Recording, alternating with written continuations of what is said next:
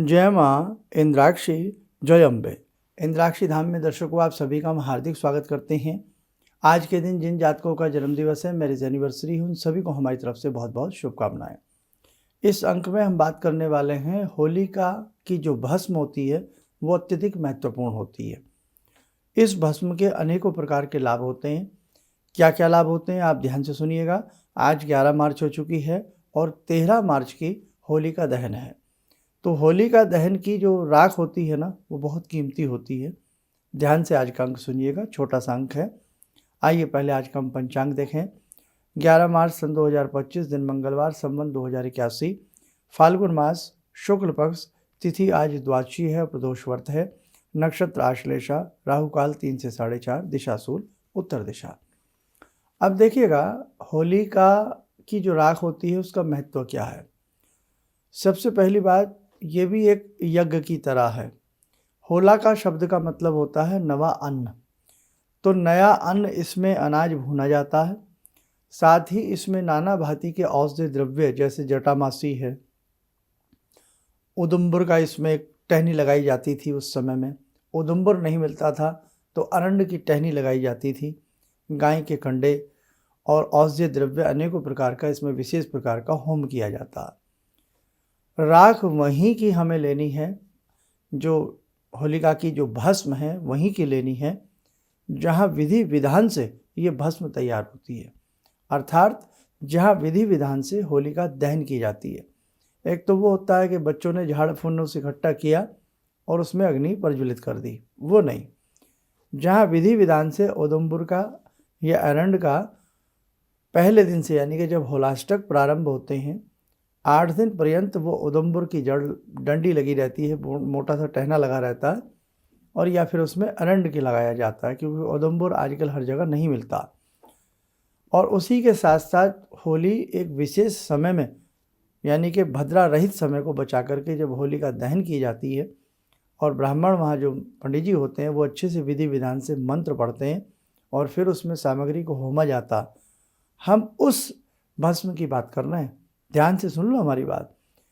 अब ये सब चीज़ें जहाँ हैं वहीं की भस्म कारगर है। फिर हम लोग कह देते हैं कि लाभ नहीं मिला, तो लाभ इसीलिए तो नहीं मिलता है, विधि विधान वाली चीज़ों से ही लाभ हमें मिलेगा। और हम अब अनेकों बार बोलते हैं, आज का समय वो हो गया है विधि न विधान मनोरंजन प्रधान। तो जहाँ मनोरंजन प्रधान हो वहाँ वाली भस्म हमें नहीं लेनी है, यानी कि जहाँ विधि विधान से होलिका दहन की गई हो उस भस्म को हमने कब लाना है। होलिका की रात्रि नहीं लाना है, होली की रात्रि निकाल दें, 13 तारीख निकाल दें। 14 मार्च का रंग होली है, फाग है। 14 मार्च की सुबह स्नान वगैरह करके सुबह सुबह जल्दी पहुँचें। देखें कहीं हाथ पात न जले हिसाब से, क्योंकि उसमें लकड़ियाँ जहाँ विधि विधान से होलिका दहन की जाती है वहाँ बहुत अच्छी लकड़ियों का इंतजाम किया जाता है, संविधाओं का। तो साइड साइड से थोड़ी सी साफ साफ सी राख, सफ़ेद सफ़ेद सी राख अपना ले आएँ। घर ला करके किसी प्लेट तस्तरी में रख लें, हल्का सा गंगा जल का छींटा मार लें और उसे बिल्कुल, गर्म है तो थोड़ा सा ठंडा होने दें, ठंडी है तो हल्का सा गंगा जल का छींटा मार करके किसी कांच की, चांदी की या किसी भी साफ़ सुथरी डिब्बी में उसको हम भर के रख लें। अब इसके अनेकों फ़ायदे हैं। कई बार व्यक्ति को घबराहट हो जाती है, डर लग जाता है, छोटे को, बच्चे को, बड़े को अचानक भय लग जाता है, तो ये भगवान श्री विष्णु का स्मरण करके या भगवान श्री नरसिंह भगवान का ध्यान करके वो मस्तक के ऊपर उस बच्चे के वो भभूत लगा दी जाए। बच्चा हो या बड़ा हो, आप देखना बड़ा उसे अच्छे से आराम मिलेगा, भय डर नहीं होगा। जिन घरों में अचानक कोई साया रहता हो, कोई उस प्रकार का उत्पात रहता हो, शत्रु पीड़ा देता हो, तब क्या करें, पीले रंग का कपड़ा ले लें, पीले रंग के कपड़े में नीचे कपड़ा बिछा लें किसी साफ़ जगह में या किसी टेबल के ऊपर, उसके ऊपर त्रिशूल बना दें। पीला कपड़ा कितना होना चाहिए, जैसा छोटा रुमाल होता है, बस इतना बड़ा पीला कपड़ा लेकर के लाल सिंदूर से हल्का गीला करके त्रिशूल जैसी आकृति उसमें बना दें। और जब हम त्रिशूल जैसी आकृति बना रहे हों तो हम ओम नरसिम्हाय नमः, ओम नरसिंहाय नमः, ओम नरसिंहाय नमः, भगवान नरसिंह का ध्यान करें, बस इतना ही कर सकते हैं। त्रिशूल बना दिया। अब जब हल्का सा त्रिशूल वो हल्का गीला है, सूख जाए, उसमें थोड़ी सी भभूत जो हम लाए हैं होलिका दहन की वो उसमें रखें, पीले कपड़े से बांध करके अपने मुख्य दरवाजे की दहलीज के अंदर की तरफ उसे कहीं भी कोने में, साइड में, कहीं भी जहाँ किसी की नज़र पड़े ना पड़े उससे मतलब नहीं है, उसको लगा लें। इसे लगाने से आसुरी प्रवृत्ति हमारे घर में प्रवेश नहीं करेगी, किसी का नज़र, जादू टोना हमारे घर में प्रवेश नहीं करेगा। और यदि आप कंबाइन सिस्टम में रहते हैं तो फिर जहाँ आप रहते हैं अपने मुख्य दहलीज के अंदर इसको हम लगा सकते हैं। दूसरी बात, यही भभूत अक्सर हम जब भी कभी हमें कहीं बाहर जाना है या कैसी ऐसी स्थिति में जाना है कि हमारी यात्रा है, लंबी यात्रा है, हल्की सी भभूत मस्तक पे लगा के भगवान नरसिंह विष्णु जी का ध्यान करके हम घर से अपनी यात्रा प्रारंभ करें।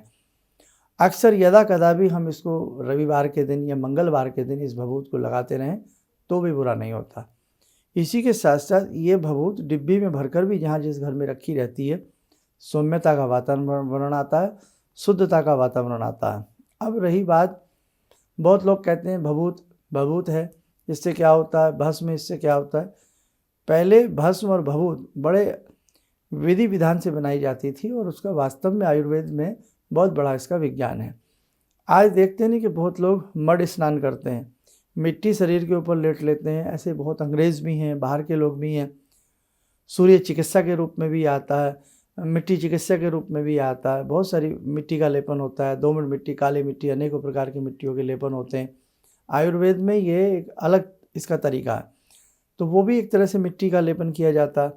आपने हमारे ऐसे अनेकों साधु सन्यासी देखे होंगे, इस बार कुंभ में भी देखे होंगे या वैसे भी आपने देखे होंगे, पूरा शरीर भस्म से वो उनका लिपा पुता होता है। और इसके अनेकों प्रकार के फ़ायदे होते हैं यदि सही तरीके से वो भस्म ली जाए और बनाई जाए। और कहने का मतलब ये है कि भस्म का तिलक भी लगाया जाता है और हमारे अनेकों श्लोकों में, मंत्रों में भस्म लेपन की भी बातें आती हैं।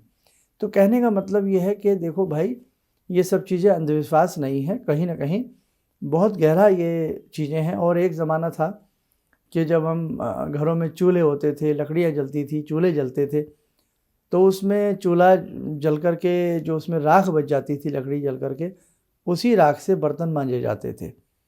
वो ज़माना भी था, आपको अगर याद हो बहुत लोगों का, और इतने साफ सुंदर उससे बर्तन मजा करते थे कि बिल्कुल चमक जाया करते थे और बर्तन शुद्ध हो जाते थे बिल्कुल। आज परंपराएं बदल गई हैं, बातें बदल गई हैं, उस प्रकार का रहन सहन भी नहीं रहा है। खैर, इस बात को भी मानना पड़ेगा, अब चूल्हों वाली चीज़ तो बहुत कम रह गई है। अब तो गांव दर गांव में भी गैस सिलेंडर, ये सारी चीज़ें मुहैया हो गई। लेकिन आज भी जो चूल्हे का बना अन्न है, चूल्हे पर बनी जो रोटी है, उसका साफ जवाब नहीं है।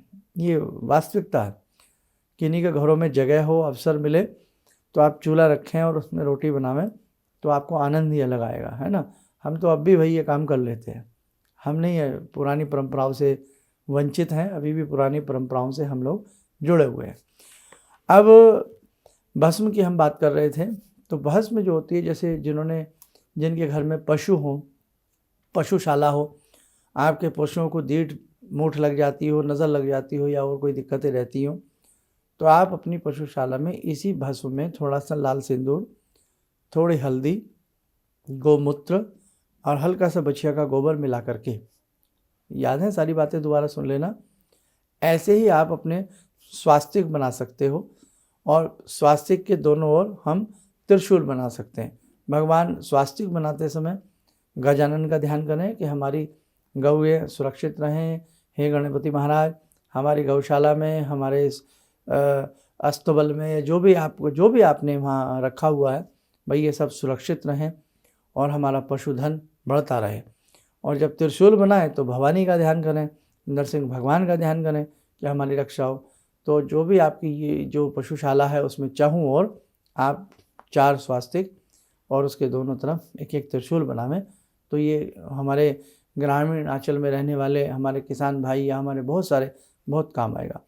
अन्न धन के भंडार में भी हम इसी प्रकार से स्वास्तिक बना सकते हैं, त्रिशूल बना सकते हैं। अन्न धन की कमी नहीं रहती है, भगवती की कृपा बरसती है, भगवान नरसिंह की कृपा उस घर में बरसती है। आगे बढ़ते हैं।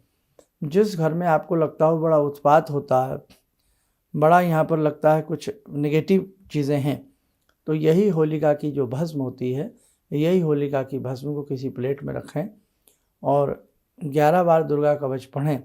11 बार दुर्गा कवच पढ़ने के बाद आप उस भस्म को वही 4 छोटी छोटी सी पीली पोटलियाँ बना लें, जैसे पहले बताई थी त्रिशूल बना करके, और चारों पोटलियाँ घर के चारों ओर लगा दें या ऊपर की तरफ लगा दें, छत में जा कर के अगर आपके पास अपनी छत है या नीचे कहीं भी लगा दें, तो आप देख लेना आपके घर से वो उत्पात बंद हो जाएगा। कुछ घरों से चीज़ें गायब हो जाती हैं, चीज़ें गायब होना बंद हो जाएंगी और आपको बहुत अच्छा लाभ मिलेगा। और देखो साथियों, आज 11 तारीख हो चुकी है, कल का दिन मध्य है, परसों की रात्रि होलिका दहन में हम विशेष प्रकार के मंत्रों की सिद्धि कर सकते हैं। उसके लिए आप हमारा होली का विशेषांक जरूर देखें। हमने इस बार भगवती पद्मावती का एक विशेष मंत्र उसमें दिया है, सावर मंत्र का एक छोटा सा मंत्र बताया है कि इसे जरूर कर लेना। तो यदि आप करना चाहते हैं, कोई भी होली की रात्रि में विशेष प्रकार के मंत्र को सिद्ध करके अपने जीवन में सुंदरता लाना चाहता हो, जीवन को अच्छा बनाना चाहता हो, तो उस मंत्र को आप जरूर करें। उसके लिए हमारा होली का विशेषांक जरूर देखें।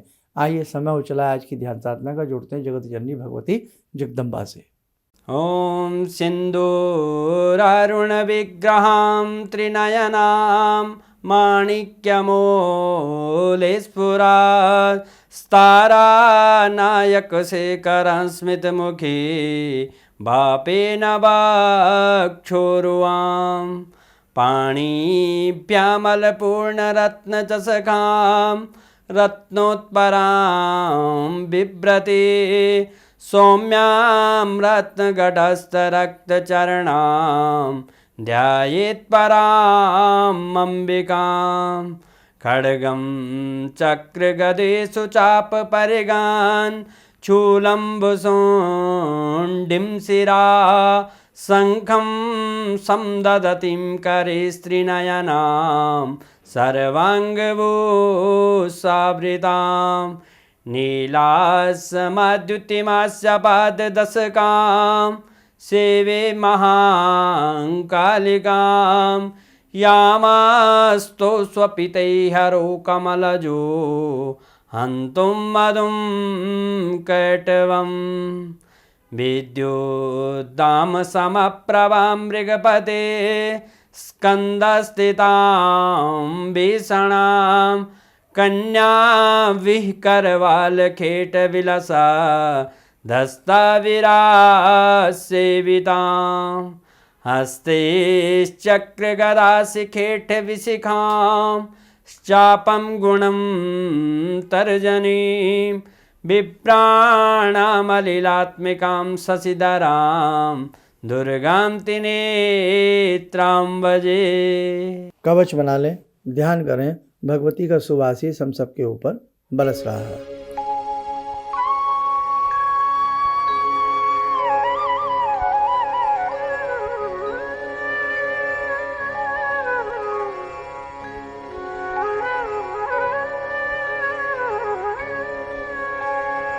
ओम बोलते हुए नेत्र खोलें, सामान्य हो जाए। अभी हमने आपको भस्म के प्रयोग इतने बाकी हैं कि आप सुनते सुनते थक जाएंगे। लेकिन ये भस्म, बहुत लोग आपको कहेंगे लानी नहीं चाहिए, ये है वो है, लेकिन देखो बेटे, आज से हम ये नहीं बता रहे हैं। कम से कम 20 साल से हम पहले टेलीविज़न पर आते थे, आप यूट्यूब पर हैं। 20-30 साल से हम ये भस्म की चीज़ें आपको बता रहे हैं। आप रख सकते हैं, ऐसा कोई दिक्कत नहीं है, क्योंकि वहाँ जब आप होली की पूजा भी तो करने जाते हैं, होलिका की पूजा होती है, बाकायदा उसमें सूत लपेटा जाता है और उसमें द्रव्य होमे जाते हैं, ब्राह्मण उसमें पंडित जी मंत्र पढ़ते हैं, तो ये बहुत शुभ होती है। और जब भी हम घर में भी कोई यदि विशेष यज्ञ करते हैं, किसी विशेष पूजा का यज्ञ करते हैं, तो वो भस्म भी आप घर में थोड़ी नारियल की रख सकते हैं, कोई अपराध नहीं है। हाँ, कोई सूतक की हो, कोई पातक के निमित्त किया गया हो, कोई पितरों के निमित्त यज्ञ किया गया हो, वो नहीं रखी जाती। उसको हम जल प्रवाह या कहीं निर्जन वन में उसको हम डालने का कार्य करते हैं। ठीक है बेटा, तो आप हमारा होली का विशेषांक जरूर देख लेना। और होली में ही बहुत रंग होली के दिन 14 तारीख को सूर्य परिवर्तन भी कर रहे हैं, राशि परिवर्तन कर रहे हैं, वो प्रोग्राम बना दिया है, देख लेना। इसी के साथ साथ चंद्र ग्रहण की बात आ रही है कि चंद्र ग्रहण है, चंद्र ग्रहण है चंद्र ग्रहण, लेकिन ये ग्रहण भारत में मान्य नहीं है। इसके लिए हमने 8 तारीख का एक कार्यक्रम बनाया था, 8 मार्च का। आपको डिटेल के साथ जानकारी मिल जाएगी ग्रहण के बारे में। आपकी राशि पे भी कोई असर इस बार ग्रहण का नहीं है, ध्यान रखें। वो हमारा कार्यक्रम भी सुन सकते हैं, देख सकते हैं। चलिए, आप सब लोग स्वस्थ रहें, सुखी रहें। इन्हीं शुभकामनाओं के साथ हम अपनी वाणी को विराम देते हैं। जय जय अम्बे। मेरी बहुत दिन से दिली इच्छा थी कि आप जैसे कोई मुझे धर्मात्मा पर महापुरुष मिलें और मैं वहाँ जाके जुड़ के और देश समाज से के लिए कुछ कर पाऊँ। कई चीज़ें हैं समाज में, समाज सेवा में भी मन में वो शांति नहीं मिली। जैसे आप समझ सकते हैं कि बहुत सारी गड़बड़ियाँ भी रहती हैं। आज का अनुभव यही है कि मुझे आस लगता है कहीं सही रास्ता मिल गया है, सही मंजिल मिल गई है। जो मैं करना चाहती थी शायद अब मैं कर पाऊँगी। किसी भी समस्या के समाधान के लिए मिले प्रसिद्ध हस्तरेखा एवं वास्तु विशेषज्ञ प्रोफेसर धर्मेंद्र शर्मा जी से। नोट: शिविर में भाग लेने हेतु एवं व्यक्तिगत रूप से मिलने के लिए कॉल करने का समय सुबह 10 बजे से शाम 6 बजे तक। हमारे विभिन्न ज्ञानवर्धक कार्यक्रम देखने के लिए आप हमें अभी सब्सक्राइब करें, बेल आइकन को प्रेस करें ताकि आप देख सकें हमारा कार्यक्रम सबसे पहले। और अधिक जानकारी के लिए फेसबुक पेज को लाइक करना न भूलें।